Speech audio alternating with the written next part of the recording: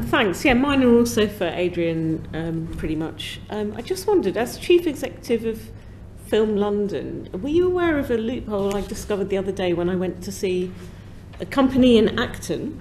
So that's within Greater London, but not Zone 1. It's one of these perverse unintended consequences things. So that they're called Pixie Pixel, and they hire out equipment to productions, sound equipment, cameras, that kind of thing.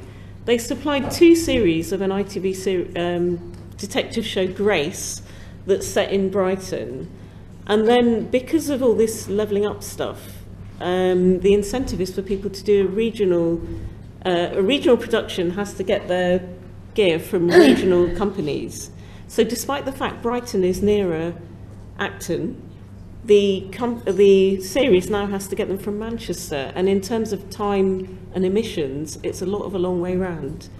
I've raised this in the chamber and I've put it in writing to them, but surely there's a way of doing things based on not, companies that are within the M25 that aren't central London. They feel they have the worst of all worlds. And, you could do things based on distance and those kind of things. As Alex said, we're meant to be looking at net zero and all those carbon footprint things. I mean, in terms of sustainability, I completely agree with you. I don't know that example, and I'm not aware of that loophole. I mean, I'm obviously aware of broadcast restrictions and what is limited, in and outside the M25, which has obviously been done to stimulate further production being taken out of London, the South East. But I'm not aware of that example. No. I mean, that looks like something that, if the nearest other supplier is in Manchester, it just seems... It's annoying for them because it takes them longer to receive the stuff. Yeah, that does seem rather odd. I've not come across that before. Right, I mean, I do feel as an outer London MP, and I think Clive is of the same opinion, that, sometimes London seems to assume the streets are paved with gold, Big Ben and all this, whereas we're in constituencies that have... companies that need servicing that don't fit that brand, where the entire London was, every London borough was exempt from the Towns Fund, all those levelling up pots of money that saw other colleagues in a competitive fight scrambling for crumbs from the table.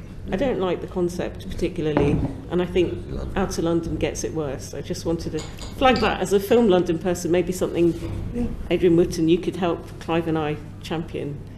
And I just wanted to ask, really following up from Alex's questions, do you know what proportion of inward investment in the UK's film and high-end TV comes from outside the US?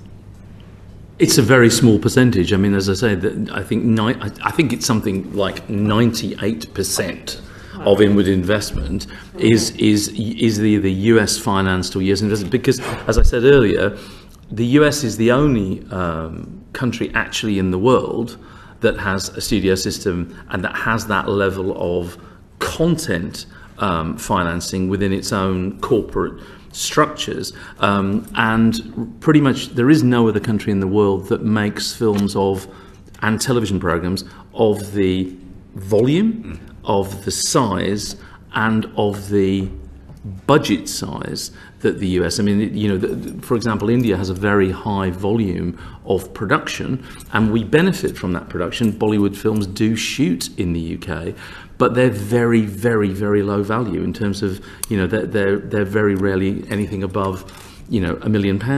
And so, and most countries in the world, if you look at their actual production spend, it's very small. And the British Film Commission's mission, actually, in the way it was established, was precisely to attract that high-end film and then television in order to generate lots of revenue for UK PLC and more jobs.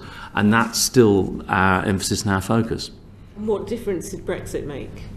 Well, as I mentioned earlier, what Brexit made, I think, for UK film and television is that it created some additional technical barriers between ourselves and European countries that were relating to whether the respective tax regimes, tax credit regimes were harmonised, and also about movement of people and movement of equipment, which is precisely why, not on a political level, but on a tactical level, we have been working with a whole range of European countries, and we'll be signing more agreements with countries over the course of the next weeks and months in order to work very practically to get them to modify their regulations and make changes, which I have to say they've responded to very positively and have been doing. But certainly in terms of technicalities, it's been about the logistics more than anything else in terms of Brexit.